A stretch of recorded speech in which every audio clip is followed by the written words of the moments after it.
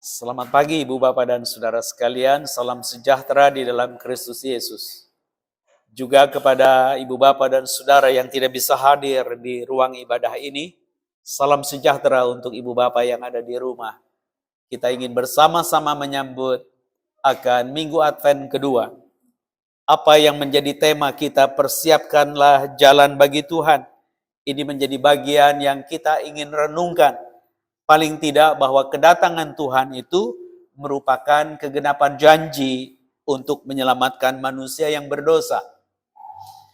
Berikutnya kita dipanggil untuk turut mempersiapkan jalan bagi kemuliaan Tuhan, sekaligus menyatakan kepada dunia sebagai orang-orang yang telah menjadi ciptaan baru. Jadi kita akan bermain di kisaran tujuan sasaran khotbah yang sedemikian. Bahwa kehadiran Dia adalah untuk menyelamatkan kita orang berdosa. Dan bagaimana kita mempersiapkan diri sebenarnya bukan lagi nunggu di hari H. Tapi dari sekarang kita sudah mempersiapkan. Yang dipersiapkan bukan lilin. Yang dipersiapkan bukan nyanyian. Yang dipersiapkan bukan permainan.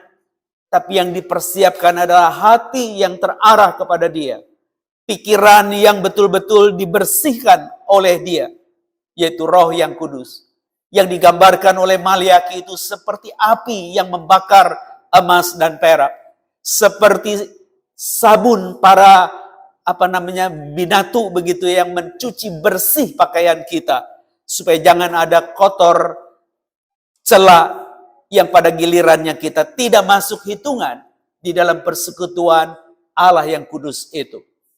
Persiapan itu adalah persiapan yang kita baca bahwa Yohanes Pembaptis tidak ujuk-ujuk datang. Enggak.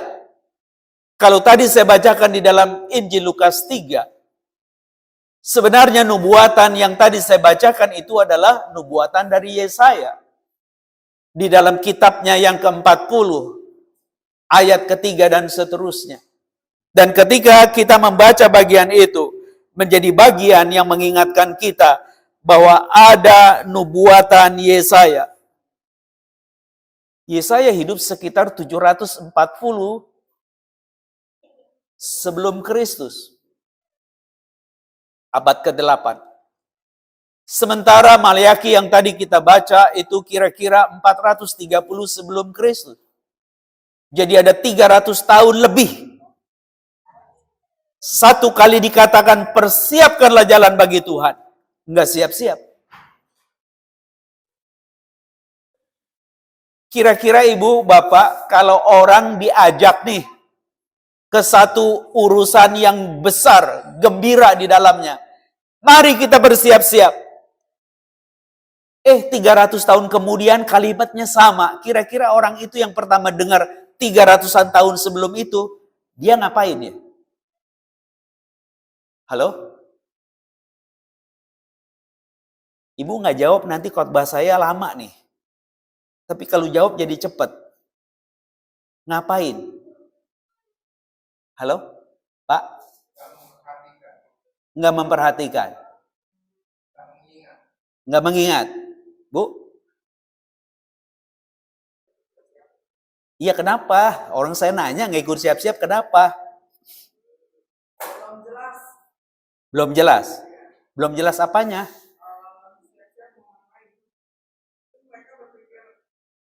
Oke, saya jelasin supaya Ibu jadi siap ya. Begini. Jadi ketika mereka itu terbuang, terserat, tidak lagi ada di Yerusalem dan bait Allah itu dirusak. Yeremia berjanji engkau akan kembali dan menikmati berkat kalau hatimu dipulihkan. Dan engkau bertobat, maka engkau akan mengalami berkat Tuhan lagi. Oke? Akhirnya mereka dibuang kan? Nah sekarang waktunya balik. Harusnya kan waktu Yesaya ngomong kalau kamu tidak dengar, kamu akan dibuang. 740 sebelum Kristus, Yesaya itu teriak-teriak. 722 mereka dibuang. Jadi cuma sekitar 18 tahun kan? Halo? Artinya yang Yesaya ngomong benar kan? Halo? Tuh anak-anaknya bilang, iya, yang lebih dewasa diam-diam aja. Iya. Lalu kalau mereka dibuang berarti Yesaya itu ngomong yang benar kan? Lalu dia bilang, kalau engkau sudah dibuang, persiapkan jalan bagi Tuhan. Supaya engkau dipulihkan. Udah mulai ngerti, Ibu? Udah ngerti nih. Jadi harus siap kan? 300 tahun kemudian Maleakhi datang, bunyinya sama. Jadi itu umat ngapain? Halo? Ayo jawab, kan saya udah jelasin. Ngapain dia? Iya betul, tapi kenapa nggak siap-siap? Jadi dia lagi ngapain kalau nggak siap-siap? Iya, santai-santai itu kenapa? Masa hidup santai-santai di tempat yang rame begini? Ngapain? Hah?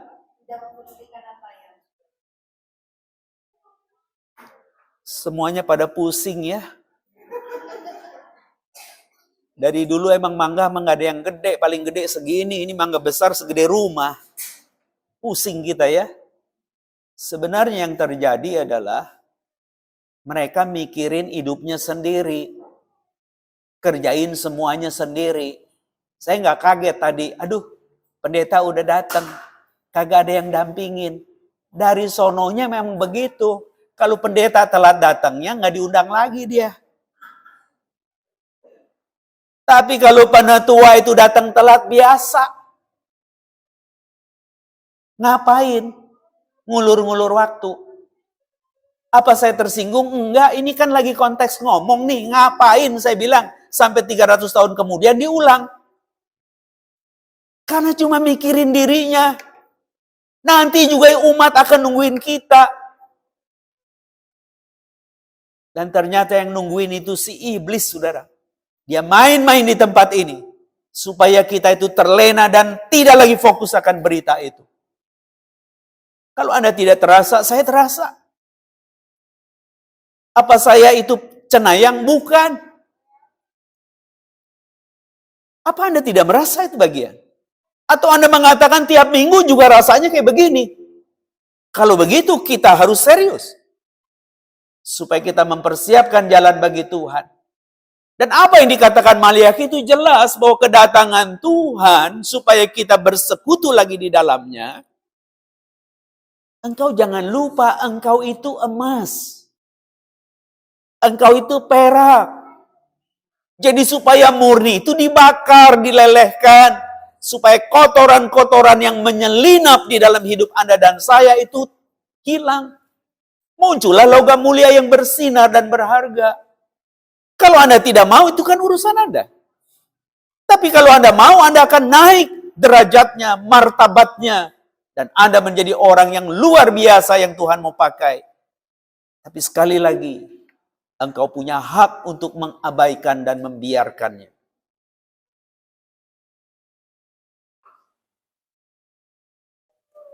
Mungkin 30-an tahun yang lalu barangkali, bukan 30-an tahun yang lalu. Jadi saya tahun 99 kali ya, pernah khotbah di sini. Masih pendeta Indriani. Dan hari ini saya khotbah lagi. Ini saya ngomong bukan endorse minta diundang lagi, enggak. Bukan. Tapi ya begini aja. Kamu nyela Simon? Bukan. Paling tidak Anda punya semangat untuk meraih yang menjadi janji Tuhan itu. Maleakhi itu artinya dia adalah pemberita Tuhan. Malaikat. Jadi Maleakhi itu mengingatkan bahwa nabi itu adalah pembawa berita Tuhan. Tapi kok beritanya nggak enak? Saya akan datang membakar kamu. Saya akan datang mencuci kamu. Salahnya di mana? Karena engkau mengabaikan betapa bernilainya hidupmu, tapi engkau membiarkannya dengan yang recehan. Dan akhirnya kita tidak berbuah. Itu dari Maleakhi. Yang mengulang apa yang Yesaya katakan. Lalu apa yang tadi Anda baca dengar di dalam Lukas 3 itu? Yohanes Pembaptis itu datang untuk mempersiapkan jalan yang tadi dinyanyikan oleh pro kantor. Sampai 4 bait, capek juga ya Bu ya? Enggak. Nih ceritanya begini. Benedictus Zakaria. Jadi Zakaria itu ya, seorang yang melayani menjadi imam di bait Allah. Dia punya istri namanya Elizabeth. Sudah menikah lama tidak punya anak. Padahal Tuhan merancang ratusan tahun sejak Yesaya itu. Nanti akan datang seorang nabi yang membuka jalan untuk Mesias. Tapi rahim daripada ibu yang akan melahirkan anak buka jalan, ditutup. Ditutup. Jadi ada yang buka jalan enggak? Halo? Ada yang buka jalan? Iya, ditutup. Ada yang buka jalan? Hah? Enggak ada kan? Tapi jangan lupa nama Zakaria itu artinya Tuhan mengingat. Zakaria itu dari kata Zakar dan Yahweh. Zakar dan Yahweh. Zakar itu mengingat. Tapi kata Zakar juga itu adalah kelamin lelaki. Kenapa Pak? Jadi ketawa ya? Karena mungkin si Zakaria itu nggak bisa menghasilkan anak gitu kan? Dan Tuhan seperti bergurau. Dalam pemandanganmu tidak akan punya anak karena tertutup, aku akan buka. Dan istrinya Elizabeth. Elizeva yang artinya Tuhan adalah nazarku. Tuhan adalah sumpahku. Jadi kalau orang sudah bernazar harus diwujudkan kan? Tapi Elizabeth nggak bisa mengandung. Lalu akhirnya Zakaria itu dapat kabar berita dari malaikat kan? Siapa? Gabriel. Kamu akan punya anak dan beri nama anaknya siapa katanya? Yohanes. Terus dia nanya, bagaimana saya bisanya mendapatkan janji itu nyata? Karena sudah setua ini. Tidak pernah ada.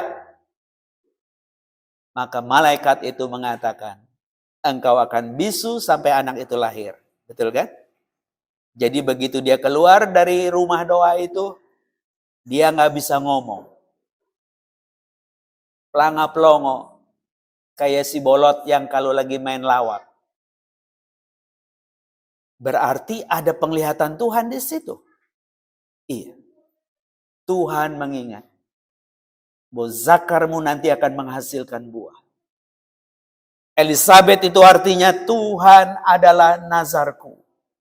Tuhan adalah sebuah sumpah. Ini benar dan harus terjadi. Dan pada gilirannya sesudah Zakaria itu keluar dari pelayanan pada satu hari itu, Elizabeth mengandung.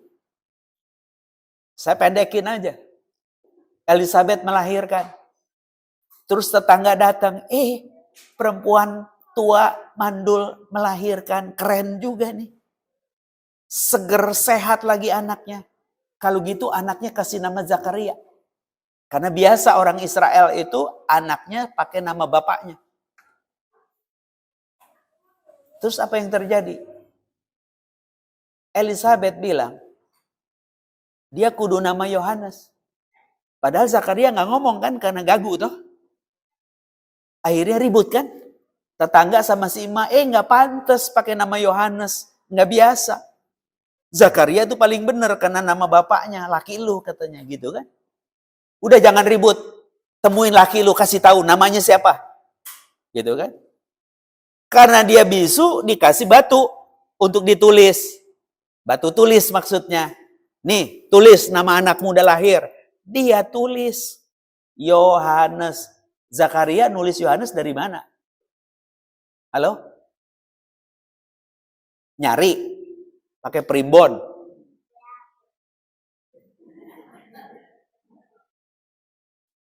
Karena malaikat suruh kasih nama itu.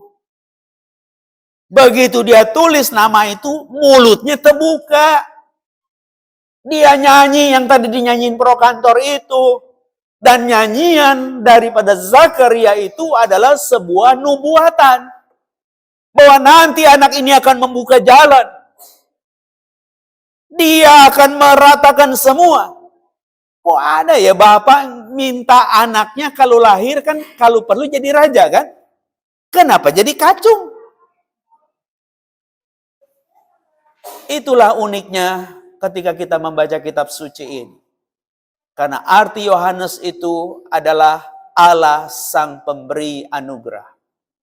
Jadi Yohanes Pembaptis itu adalah wujud anugerah yang Tuhan berikan kepada keluarga Zakaria dan Elizabeth. Dan pada gilirannya lewat dia dalam nubuatan, karya Yohanes Pembaptis itu berdampak kepada seluruh Israel. Apa sih yang dikatakan Yohanes Pembaptis? Dia berkata, bertobatlah karena kerajaan Allah sudah dekat. Jadi ketika dia mengatakan bertobatlah kerajaan Allah sudah dekat, dalam bagian bacaan tadi sebenarnya dia mau mengatakan di ayat yang ke-6 dan semua orang akan melihat keselamatan dari Allah. Lukas ini mencatat di dalam berita ini rada beda dengan tulisan Matius maupun Markus. Berita di dalam Matius dan Markus itu mengingatkan tentang bertobatlah. Berilah dirimu dibaptis. Sehingga engkau boleh dipulihkan dan melihat keselamatan yang dari Allah. Jadi ketika Yohanes Pembaptis itu mengatakan sesuatu, sebenarnya dia hanya mau mengatakan, sudahkah engkau dan saya seperti Filipi tadi yang dibacakan? Saya merasa kok beda ya. Ternyata memang ada tulisannya di situ, tulisannya memang Filipi 3 ya Bu ya. Betul ya, lembarannya Filipi 3. 1. Jadi ibu yang salah baca.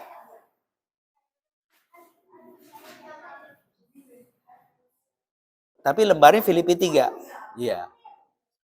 Nah, hebat kan iblis itu bikin adu domba kita kan? Ntar gak lama ibu berantem nih sama TU. Kenapa lu tulis begini? Malu-maluin gua.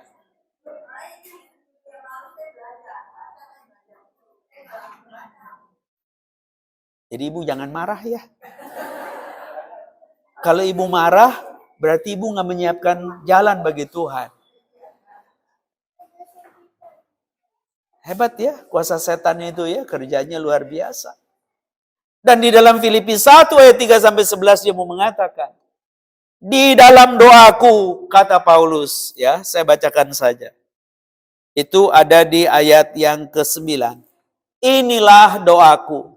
Semoga kasihmu makin melimpah dalam pengetahuan yang benar dan dalam segala macam pengertian. Sehingga kamu dapat memilih apa yang baik supaya kamu suci dan tak bercacat menjelang hari Kristus. Penuh dengan buah kebenaran yang dikerjakan oleh Yesus Kristus untuk memuliakan dan memuji Allah. Jadi engkau dan saya sebagai umat tebusannya adalah orang yang dikasihi Tuhan. Tidak nyaman memang seperti dilelehkan dengan api. Tapi beruntung karena itu bukan hukuman. Itu pemulihan. Engkau dicuci dengan sabun yang mungkin lebih kuat dari deterjen paling hebat hari ini. Hidupmu seperti orang kelilipan. Tapi dia mau supaya engkau menatap keselamatan itu dengan jelas.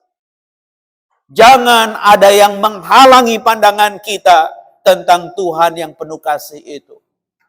Maka mempersiapkan jalan bagi Tuhan di dalam doa Paulus yang dikatakan biarlah kasihmu makin melimpah dalam pengetahuan yang benar dan dalam segala macam pengertian. Maka ketika kita mempersiapkan jalan untuk berjumpa dengan Allah yang adalah kasih, kasih itu harus bertumbuh. Bertumbuhnya lewat apa? Bertumbuhnya lewat yang dikatakan pengetahuan yang benar. Pengetahuan yang mana? Pengetahuan tentang Yesus sang kebenaran yang membebaskan kita. yang memerdekakan kita dengan pengampunannya. Lalu ketika ditambahkan dengan segala macam pengertian, itu berarti bukan hanya kebenaran yang Yesus itu tampil, tapi yang Yesus kerjakan. Itu pun kebenaran. Tapi kebenaran yang mengandung hukum. Artinya ketika Yesus sang kebenaran memerdekakan kita, tidak serta-merta Yesus diam langsung Anda yang percaya selamat. Enggak. Bagaimana caranya supaya engkau dan saya melihat keselamatan dan memiliki keselamatan? Sang kebenaran yang memerdekakan kita dari perhambaan dosa, dia mati di kayu salib. Dan dampak daripada kematian kayu salib itu pengampunan dosa yang membuat Anda dan saya dibenarkan.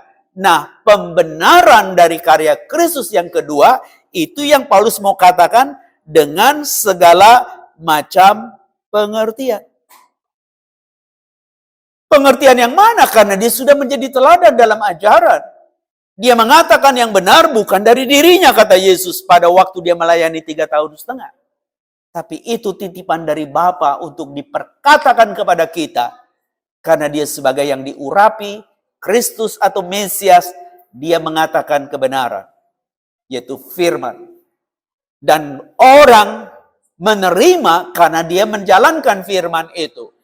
Maka sebagai yang diurapi, dia tidak berhenti waktu mengatakan kebenaran sebagai nabi, seperti Zakaria mengatakan nubuatan-nubuatan yang akan terjadi. Dia menggenapkan itu, kata demi kata, dengan kematian di kayu salib. Ibu bapak ingat kalimat Yesus pertama di kayu salib? Ada yang ingat? Sekalian Anda jawab, saya minum sebentar.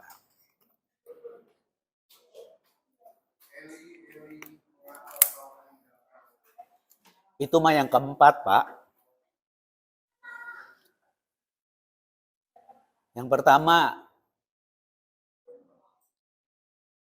halo, jangan bilang gini sama saya, belum Jumat Agung, Pak, sabar, tunggu. Ibu ingat? Halo? Ada yang tahu? Apa ini tanda-tanda zaman yang saya udah bunyiin? Kita nggak rasa peduli kalau nggak ditanya, dikasih bahannya. Ya Bapak, ampunilah. Karena apa yang mereka perbuat, mereka tidak tahu, sehingga aku ada di kayu salib. Terus kalimat yang terakhir apa? Supaya khotbah saya juga habis nih. Kalau nggak habis-habis nih kalau Anda nggak jawab. Iya, sudah selesai. Itu yang ke-6. Udah selesai, nggak usah ditambah-tambah. Terus yang ke-7 apa?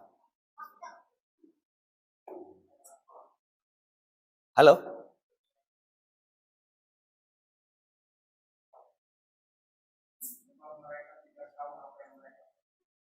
Ya itu yang pertama, tadi saya udah bunyiin.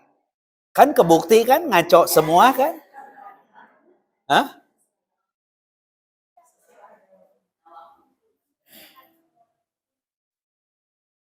Jangan terlalu kreatif, baca di kitab suci.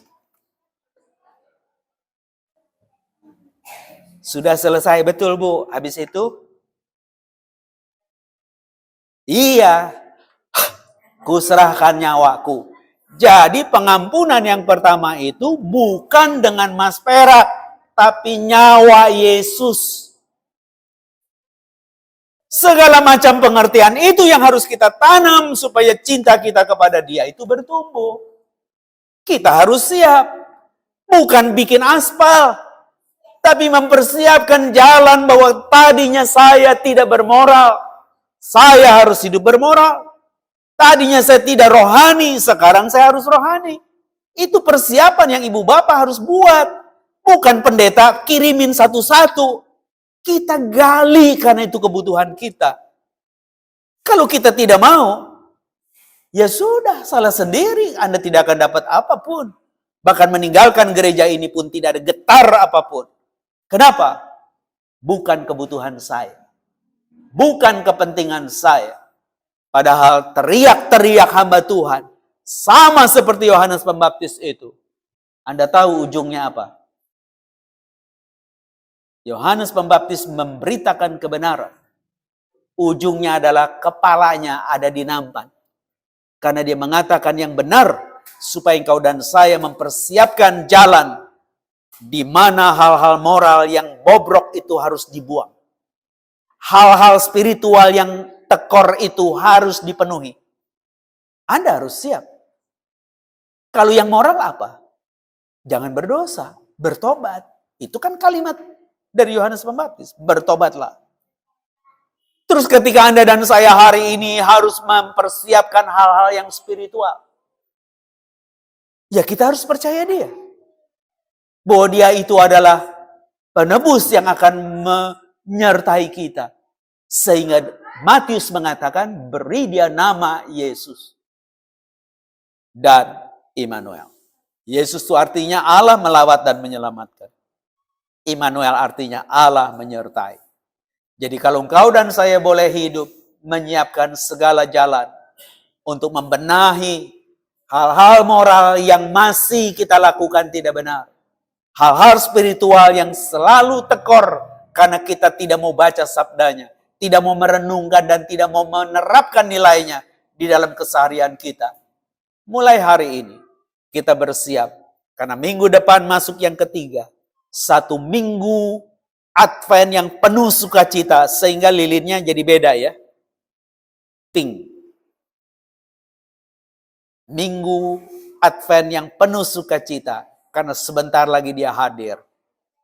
Kembali ungu bahwa sang raja itu akan datang. Tidak lama Natal. Dan ternyata bayi kudus itu bukan menjadi pengusaha, tapi menjadi penjahat di kayu salib. Pertanyaan saya, apakah Yesus melakukan dosa? Kenapa dia harus mati sebagai pendosa? Halo? Hah?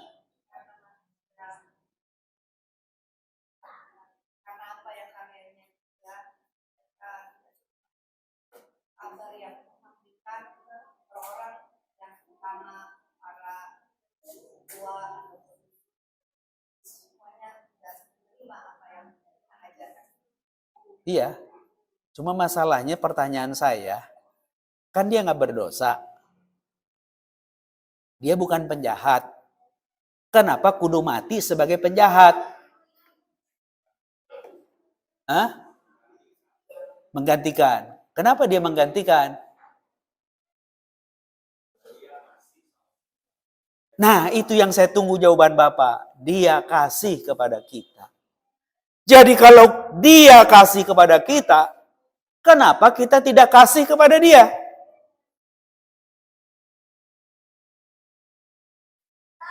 Bapak sama istri kan saling mengasihi ya Pak.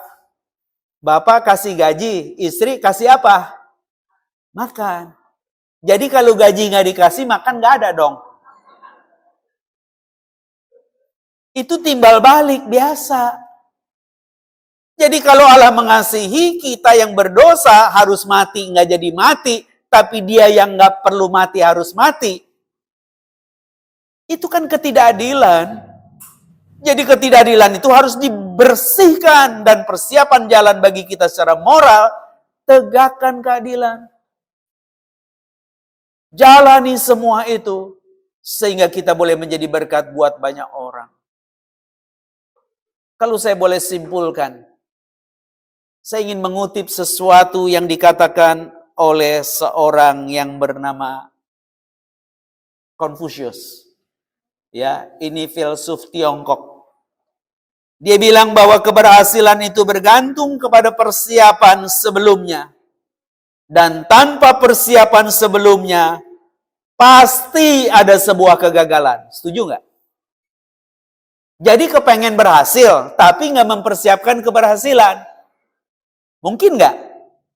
Nggak mungkin. Maka filsuf Tiongkok itu bilang, kalau engkau tidak mempersiapkan lebih dulu untuk keberhasilan, kamu nggak akan ada keberhasilan, yang ada kegagalan.